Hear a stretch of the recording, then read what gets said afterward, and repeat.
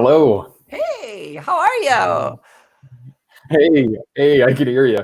Yeah, this I'm is good. exciting. You're gonna be talking about deep fakes here in a minute with our friends? Yeah, yeah, Okay. one of my favorite little topics. Okay. So, So yeah, we're gonna dig in a little bit. We'll talk a little bit about the tech. We'll talk definitely about the ethics and even some of the threat vectors and just how realistic is it or isn't it?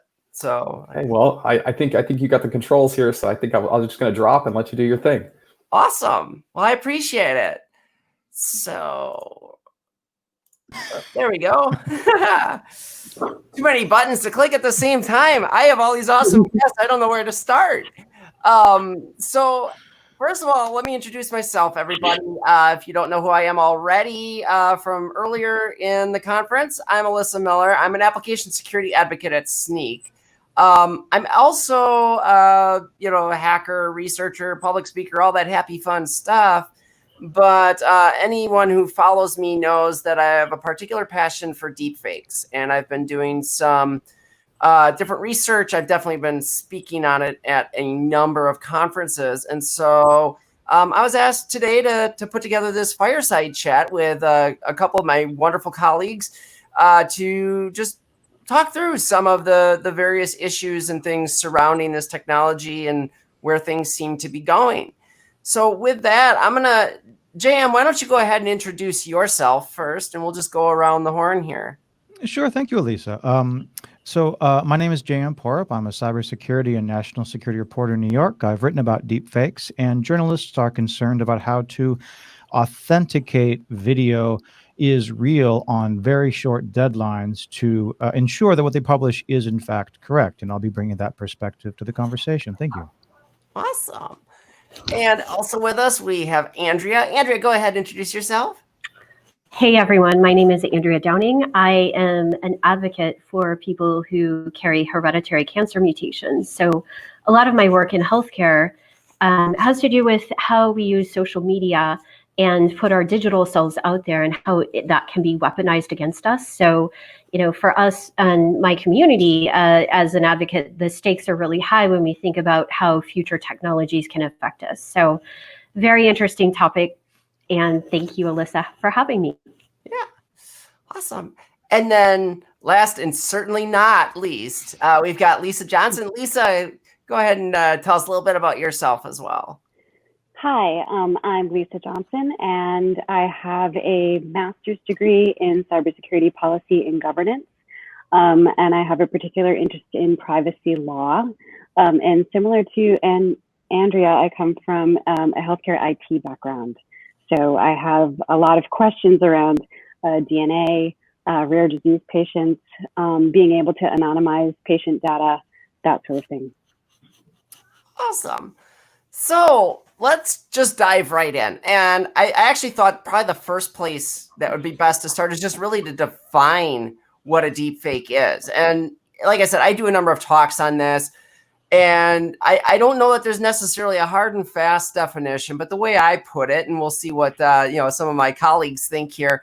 When we talk about deepfakes, what I'm usually referring to is any form of media that's been artificially generated using deep learning neural networks. So it includes still images, videos, and audio. And indeed, that's kind of what we're seeing in the market space. But I want to throw it out to the group based on what you've seen. Is there anything you would add to that definition or anything that you think is notable that we should really draw out of that? Sure, I'll go. I think a lot of the way this new technology can affect us is unknown. And one of the things as somebody who kind of delved into the world of security research 2 years ago and didn't really understand how social networks would affect my community, I start to think about how deep fakes can create kind of a paradigm where our images can be used against us and in ways that we don't expect when we have every single video from our child's birth to our family reunions out there on Facebook. How do those things get used in the future? So that's one of the questions I have. Awesome. I would add it's important to distinguish between deep fakes and what I would call shallow fakes. That is to say, if I Photoshop a bogus image and then try to sell it to a reporter, that's not generated by machine learning or a neural network. It's just good old-fashioned Photoshop. If I chop an audio file or a video file to remove the keyword to make someone look like they're being a jerk when they're not, that's bad. It's fake media. But again, it's a shallow fake. It's not a deep fake. And I think that that's an important distinction to draw when having this conversation.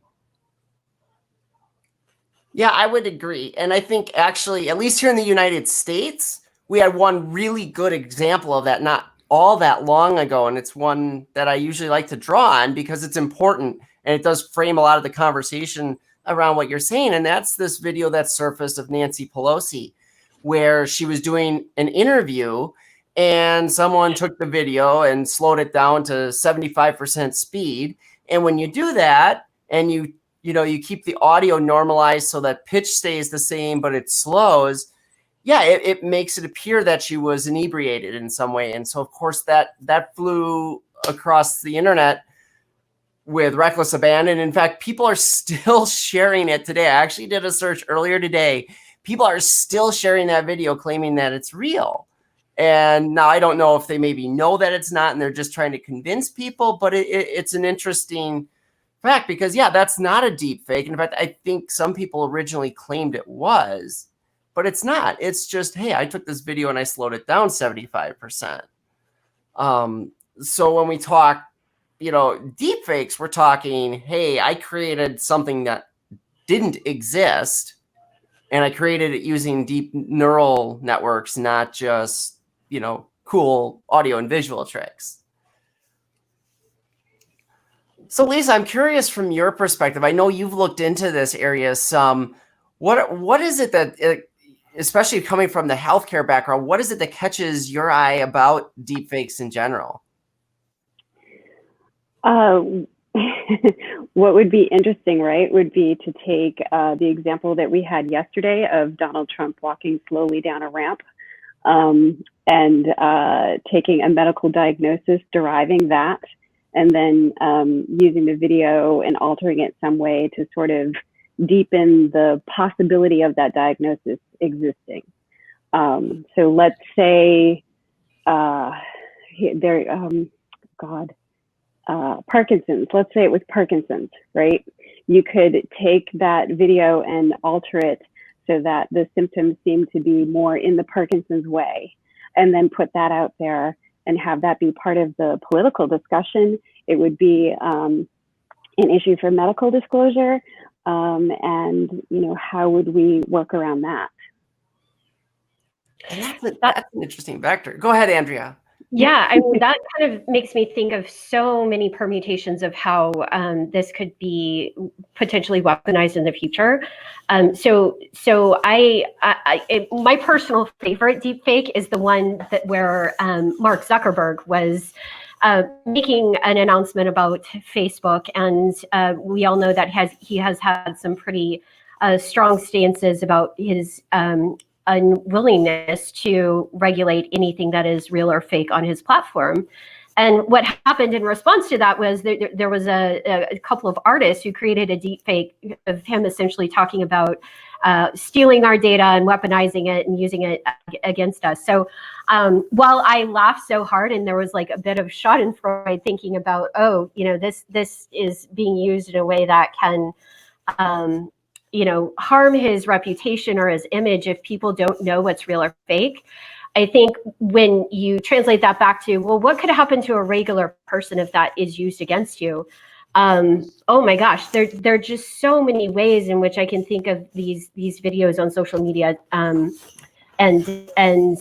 something that I might have posted 5 years ago that could be used to, let's say I was in an active court case and somebody wanted to create evidence where we don't know what's real or fake.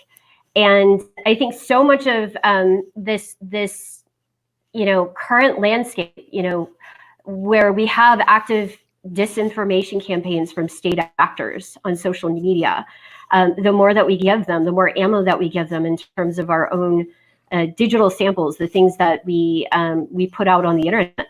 Those are all things that I am very concerned about for myself and my community. Well, I have a question for you, Alyssa. My understanding is that academic researchers have had good success finding ways to authenticate video and to conclusively identify deepfake videos.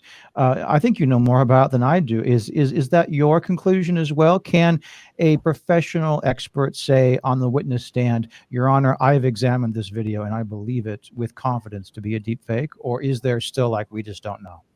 So there's definitely been a lot of research. You're right. And I think we are at a point still where it is actually ultimately pretty easy to identify deepfakes.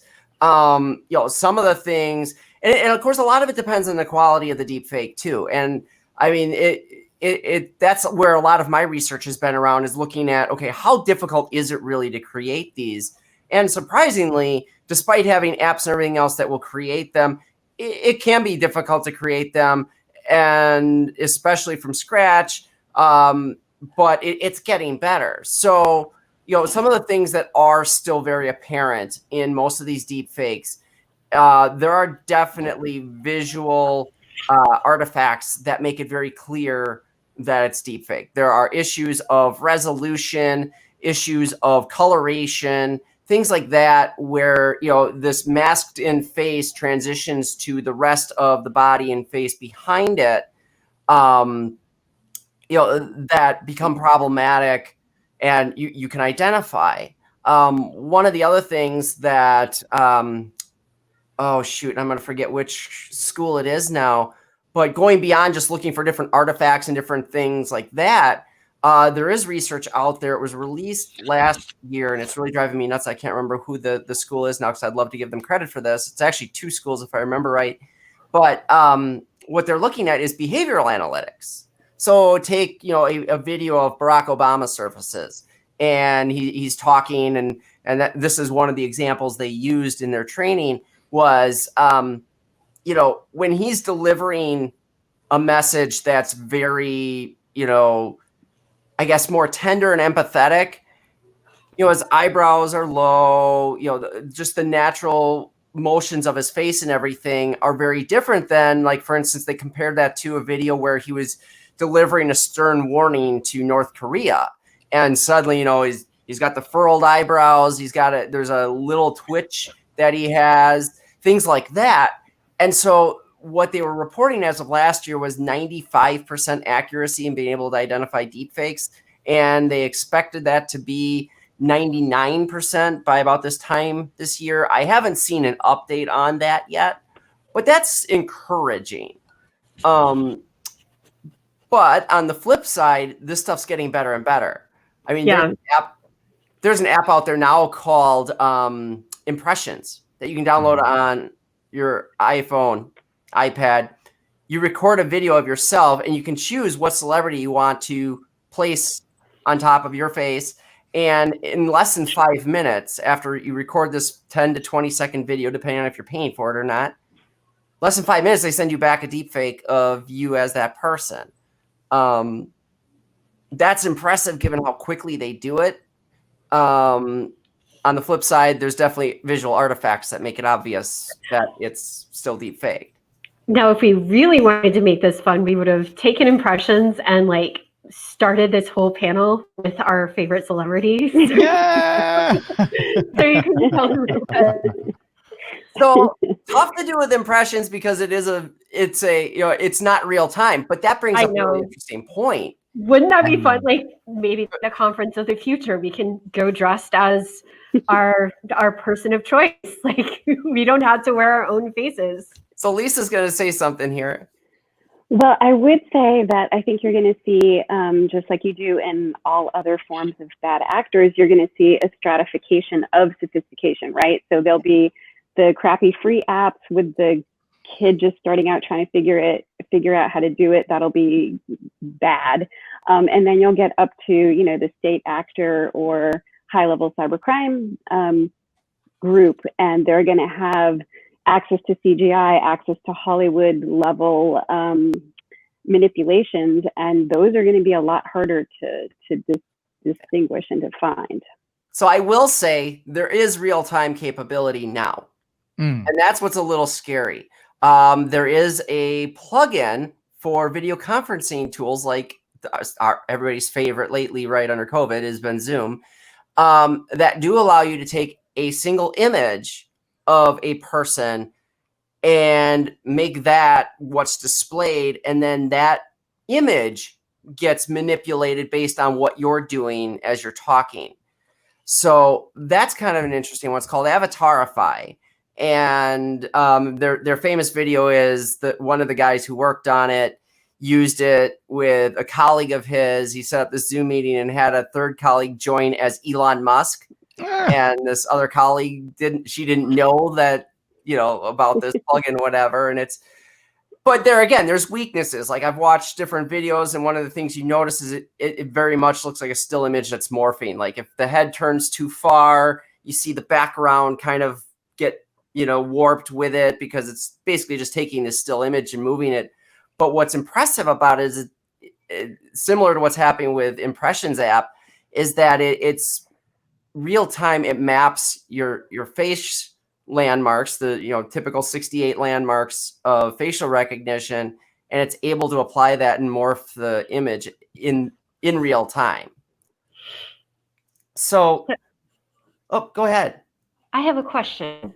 And I'm just, with the way my mind works, I'll asking myself, what's going to happen when this evolves a little bit further?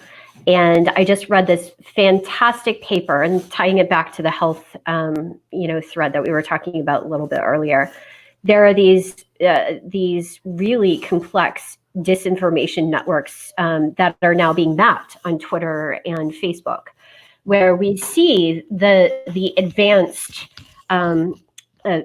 power of taking fake information, where if you don't know a social media profile is real or not, for somebody like this panel to understand, oh, that's definitely a bot versus that's not.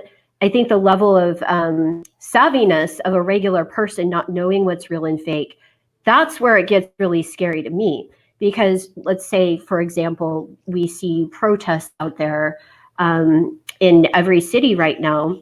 What happens when there's a deep fake of, a public official or, some rumor that is being spread in a way that could incite harm? Those are the questions I have when people are already not sure of who and what to trust when they go on social media. How quickly those things could spread, or how that could be used in a way that causes confusion at a rapid pace, where you don't have the experts involved. So, JM, I think you've actually got some opinions on this, just in terms of, and I'll actually tie it to a question we have waiting in the chat too. Somebody's asking, who's winning, deepfakes or debunkers? Well, Mark Twain famously said that a lie will get halfway around the world before the truth can get its boots on. And he said that 130-something years ago, and not much has changed. For all the reasons Andrea just stated, which I wholeheartedly agree with, I am not overly concerned about deepfakes, because we've all seen the viral bad tweet containing false information with 100,000 retweets, and then the correction that had like 500 retweets. Because that's how the world works. Do I need a deep fake to do that? Do I need a deep neural network with a fake video to do that? I mean, like Fox News's less reputable propaganda arm published a photo 2 days ago, photoshopping a gun into a peaceful protester in Seattle because they hate the protesters. That's the example. Yes. We don't need deep fakes to do that. Now, people believe what they want to believe, and we live in this increasingly polarized news world where people believe what they want to believe, confirmation bias rules, and no one wants to have their mind changed.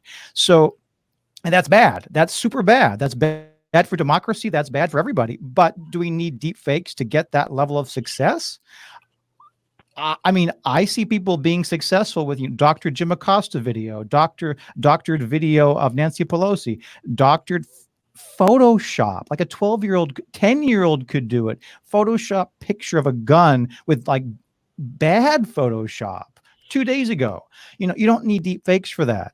Now, I mean, the root cause here is not technology. The root cause here is deep problems in our society in terms of education and politics and public discourse. And deep fakes are just like the tiniest symptom of a deep savage malaise in our current society. That's not an easy answer, but I'm afraid it's the one I think is true. No, and I agree with you. In fact, it's something that I bring up pretty regularly when I talk about this, is that, you know, deepfakes ultimately, as far as a threat, they're misinformation or disinformation, whichever you want to call it. And Andrea, you were spot on when you said that. And the fact of the matter is, all these technological advances and detecting them and everything else are great, but those are all technological solutions to something that's not a technological problem. As you said, what I tell people all the time is, misinformation is a human problem, and it requires human solutions. It's not something we're going to fix with deep fakes. Yes, it could be helpful. You know, Microsoft and Facebook and Amazon and a few others have sponsored this $1 million challenge for researchers to come up with detection techniques that they can incorporate into their platforms. Great. That's wonderful. And that would be wonderful that if, you know, these deepfakes start showing up in Facebook, that they're immediately tagged as this is a deepfake, because that does help if you can hit it right away and prevent, you know, that immediate spread, like you were saying. But yes, unfortunately, what happens today is that spread happens. And by the time you can get a real story out there, you know, that misinformation, it's basically propaganda. Like you said, it plays on people's existing prejudices. And now it's just buried in their minds, and trying to dislodge that with the truth is exceptionally difficult. Yeah. And so, yeah, it's one of those things. I think, I honestly, I'll be honest. Everybody's blown up about the political ramifications of this, right? Everybody talks about how it could affect an election, and sure, yeah, it could. You know, we talk about how it could impact, you know, a myriad of other things. But where I'm more worried about it is more in the private space. As this stuff becomes more consumerized, I mean, look at where deepfakes started. They started with deepfaked porn, right? Yeah. Actual abuse, actual victims right now, today. Yeah. So I don't work. I have a colleague who runs an organization focused on revenge porn. And, you know, that whole concept now, when you start to stir in, okay, that happens today because, you know, someone texts a naked picture to their partner, or they allow their partner to make video of them. And then when they, you know, things go south, that partner shares it out to the world as revenge. But now you have that situation where that video, that picture doesn't even have to exist. Their partner can create a fake one. And even if everybody knows it's fake, it doesn't matter. Because, I mean, what that does to a human being when your face is being purported to be out there, you know, in this video, you're naked and doing whatever. That's powerful stuff. And that's honestly where I have probably a bigger concern. That's also where it's promising that at least right now, the technology isn't there to do that as easily as one might hope. But as we said, it keeps getting better.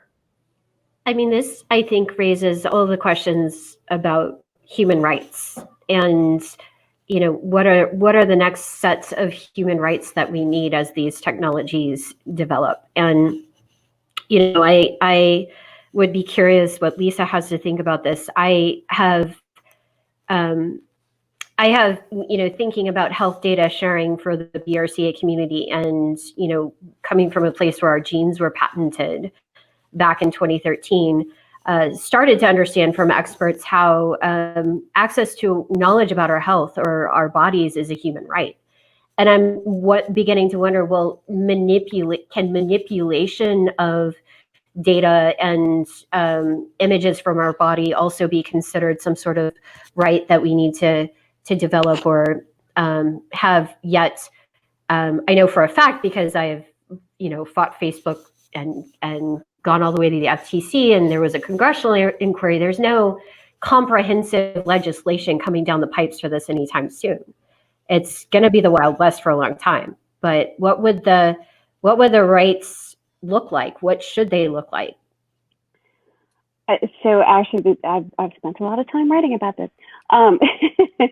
So if you look at the original premise of privacy law, it was based on primarily white cisgendered men. And it was the idea that your home is your castle. And within your home, as a white cisgendered land-owning male, you have the right to privacy within those four walls. And that was back when women as wives were property, children and farm animals were essentially equal. It goes back to that original premise.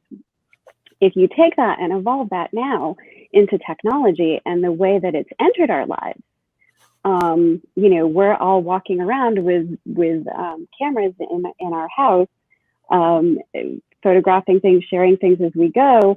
So does the parameters of having four walls make sense anymore? And I would posit that it does not. And that what we need to think about is our stories that make us unique and that make up the facets of ourselves. So like those 68 data points on your face, we would have tens of thousands, hundreds of thousands of data points that belong to us, and they're ours. And we have the right to share them or not share them as we see fit.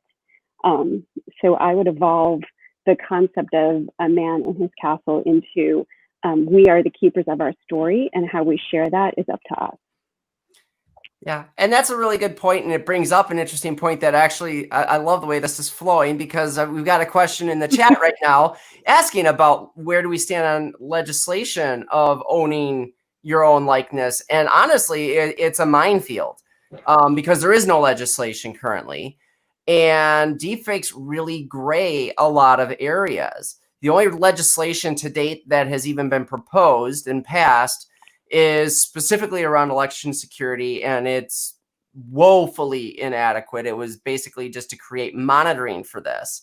But if I go back to my example of like the revenge porn, one of the common ways to combat that is the use of the let's see if I get this right, the DMCA. Yes, I had to think about it. I always get it wrong. The DMCA has specific requirements for taking down material when it's proven that it's copyright of somebody else who hasn't consented to that being posted. So you can do that because there's an implicit copyright. If I take a picture of myself and I send it to you, or if I appear in a video and I send it to you, we can, these organizations use those takedown requests to get rid of that video. But now you could be talking about a video that the victim doesn't own, and it's just their face. And so there's this really tough gray area of, can you even use a DMC or a DCM? Jesus, DMCA. I don't know why I can't get that right. Can you use a DMCA takedown to take those off, because they're not really the copyright owner that's complaining. And there's also the question of what's the border between satire and libelous behavior. And we've been fighting that. I'm sure you and Lisa probably both, having worked in more of a journalistic space in particular, you're very familiar with that struggle all the time. So yeah, I mean, there's challenges there. Well, I mean, I'll leave the satire question, even though I'm tempted. What's really on my mind right now, and this is the debate that's raging among journalists, mostly me raging, I have to be honest. But so we have these protests happening, and for me as a cybersecurity professional, as an engineer and a reporter, taking my picture is to plunder my biometrics without my consent. You are robbing me of something that is mine. If I don't give my consent, you are taking it from me by force without asking. And if you were if you're in a public space. this is exactly what comes next, because what does it mean to be private in public? Private in public before ubiquitous cameras and facial recognition was the fleeting memory in somebody else's brain of your presence and activity. Now we have always on cameras recording everything you do with facial recognition that can correlate your entire history to law enforcement, both good and bad, as we see happening in China, which really raises the question, what does privacy in public mean if we want to have any kind of democracy? Because journalists are telling me, people who are going to film protesters, I'm telling them, you are serving as a de facto branch of law enforcement, as a snitch, turning in nonviolent protesters to racist thugs who are going to come to your house and harass you and kill you. And you are aiding and abetting these cops by doing so. And they're like, look, these people are in public. How am I supposed to do my job as a journalist if I can't film crowds? And we're both right. I don't have an easy answer, because there are equal competing concerns here. There is a valid news gathering concern to film public gatherings that are newsworthy. There is a valid public concern that we not be filmed because, bad law enforcement will hurt people. There is no easy and obvious answer here, and I don't have a solution. But we're reaching a threshold in society with facial recognition and deepfakes where the norms and the laws may need to change to address these issues. I would actually posit that we've been collecting facial data on people since we had decent photography, and the FBI figured out that they could, or I have the wrong, whichever agency, it can collect and use that information. It's definitely more sophisticated now. It's always with technology, it's a measure of degrees, right? So we could take 1964 protest marches and pictures from them, and they were definitely used and implemented at the time by various three-letter agencies to go after people that they shouldn't have gone after. Now you can just scrape the local traffic camera, dump it right into the database, and do the work immediately. So to me, it's more a matter of degrees. And I think the way that you combat that is with education. I work in IT risk now, and you're always looking to mitigate the risk. And the easiest, cheapest way to do that is through education. So letting people know, you are making this choice by going to this rally. You were making this choice by holding this sign up in front of a camera. And I think you saw people making those choices. When I was watching things happen in Minneapolis, you could see people choosing to stand behind the cameraman and holding up a sign or waving to their mom. I saw some hello moms, which I thought was hilarious. Or you could see the camera panning in their direction and you saw them back up. So I think it's a matter of education and choice. But if you're in the public, your face is there to be used however anyone sees fit. That's got to change. Strong disagree there. That's got to change. Look at what's happening in China. What happens when we have nano cameras everywhere? But I would say you being in public is a choice that you're making. How the technology is being used behind you is a different issue. I don't have a choice to stay home. I have to go to work. I have to go shopping. I got to see people. Like, that is not like a choice. I have to go outside. That's not a choice. Yeah, I mean, we see the same argument. I mean, we've been talking about this. I mean, let's take it out of like worst case scenario, perhaps with China, but let's even think about what we've been talking about for a number of years in the UK, and in particular, and indeed all over Europe as well, where cameras in public, just surveillance cameras, have become so ubiquitous that you can't go from your home to the store and back without being filmed 7 different times. And there is suddenly it's become your only privacy, which it doesn't even exist there because we all connect ourselves to the internet and do things, is within your home. But I do agree with Lisa from the perspective of it being degrees, because with deepfakes, that's even what's occurring when we just think about the video itself. So you think in terms of like the justice system. we go back 20, 30, 40, 50 years, whatever it is, to the point where eyewitness accounts were the gold standard of evidence. Like that was the best possible evidence you could have.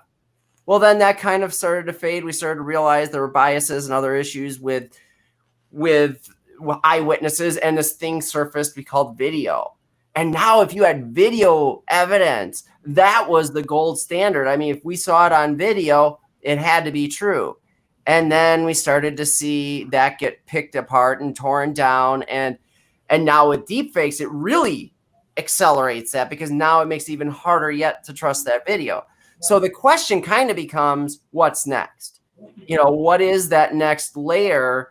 And from a privacy perspective, I think we have to, you know, that's where we as technologists, we in the security space can start to impact that. I think starting to really help people see that ethical side of, okay, this is cool that we're doing all this really neat stuff with deep learning, but now how do we use it in a way that improves life and, you know, maybe improves some of that privacy factor? And indeed, I mean, there are positive uses of this technology. We already see it today. As I was listening to everybody talk, one thing that popped into my mind was what happens when we get arrested, right? We are read our Miranda rights, and that is you have the right to remain silent. Everything you say and do can and will be used against you. And so my question for everybody is, as we step into a public domain, as we go peacefully assemble, do we really have the rights we think we have anymore? When so much of this is being used against us in ways that we're not even aware of. Now, there's an interesting philosophical question. Because Yeah, you can be silent verbally, but yeah, your actions tell stories that may or may not actually be true, but could definitely be used against you and do get used against you. And so that does additionally complicate things. So how do we, I guess what I'm trying to figure out is, how do we now take this cool technology and start using it in ways that address that? And that, I think, is going to be very telling moving forward, because yeah, that's a really good point, Andrea. And I don't know how we really move forward on that. And it probably, you know, going back to what Lisa and JM, you guys were talking back and forth on, how do we, you know, do we need to morph how we look at liberties and rights, and then how technology supports that and plays into that? And then that becomes a bigger topic than just videos, right? The ubiquity of video has a lot of downsides, but there's some positives as well. The cataclysmic shift that we have had since May 25th has been because of video that wouldn't have been available to us in an earlier time, and it has allowed us to go out and seek justice for people who, you know, who died. And so there is some good there for that. Oh yeah. 2 years ago, Minneapolis Police Department did not have body cameras. Yeah. Now we saw the whole thing. We've seen countless videos of what's going on during protests come up, highlighting some of the major issues that people are concerned with, and it has had positive impact. You know, moving beyond just videos, like, you know, kind of to the deep learning side of it. You know, I've got two folks on here really, you know, in the heat of the healthcare situations and what deepfakes mean in terms of medical imaging. The ability of deepfake technology to identify tumors at a size far smaller than even the best trained doctors are able to see, and not only detect them, but be able to predict their growth far more accurately than any doctor could. You know, that kind of thing's exciting, but that's where, again, I'm back to, okay, so we can pivot technology that way. How can we take these other portions of it and pivot them towards things that are, you know, useful and are actually going to help improve, not necessarily detract from what we look at in terms of privacy, and how do we use this stuff ethically? So, and maybe I I don't understand the deep fake world as well as I do the world of cancer variant classification and genomics, but let me take that healthcare example and kind of stretch it out a little bit, because absolutely, machine learning and neural networks have been very effective in being able to, for example, classify variants of uncertain significance in a tumor far better than humans can at a faster rate. In fact, there are, and Lisa might know this well in genomics, the cancer variants are classified at by a certain process or standards. There were these standards at MIT where Google's DeepMind came along and figured out that they were 95% more effective than the existing human standards, or the way the process that was used to classify variants. My problem with that is, though, deepfakes is about creating something that is fake. We can separate machine learning and classification of variants from taking something and then producing a fake. So I would posit to all of you, and feel free to debate or disagree, but that's a whole other ball of wax when we're talking about using machine learning to create something that does not exist, versus using machine learning in health to identify something. I went too far into that, but would you disagree, Lisa, or what do you think? So that whole area is kind of new to me, but as I was following your dialogue, I was thinking that could be used as a very effective training tool for medical professionals. That was what was coming to mind. I thought that would be super cool. So as in, like, how to diagnose something, or how to create something that's a fake? To use it as a training tool, to use it as one of the things that I saw go by was the difference with most medical diagnoses that they use for training purposes is with white patients. And so people of color, any color other than white, there's not as much information for medical practitioners to use. So maybe we could do some deep fakes and apply some genetics to that, and come up with some training principles. That's what I'm literally just thinking off the top of my head. No, that's great though, and this is what I want people to think about. Now, unfortunately, our time is up. So we've got to wrap it up, which I would love to keep this conversation going because it's been amazing. And that's, I think, what you touched on, Lisa, just that mindset is what I really challenge people to think about when it comes to deep fakes is, all right, yeah, this is really cool technology. It's a little scary at times as well, but how can it become something that is, used for the right purposes? There's a number of examples out there now. And, I challenge people just to think about that. I've got, we've got a conference full of security folks and developers on this, on this live stream. We're turning to you all to help with that. So with that, like I said, we're unfortunately out of time. So I want to thank you guys so much. JM, Andrea, Lisa, thank you for joining me. I know this was probably not what we all expected we'd be doing this afternoon. And it actually, I think this was a wonderful discussion. I hope the folks out there enjoyed it too. With that, so thank you so much. And we'll see you all real soon. Thanks. Thank you. Take care, everybody. All right.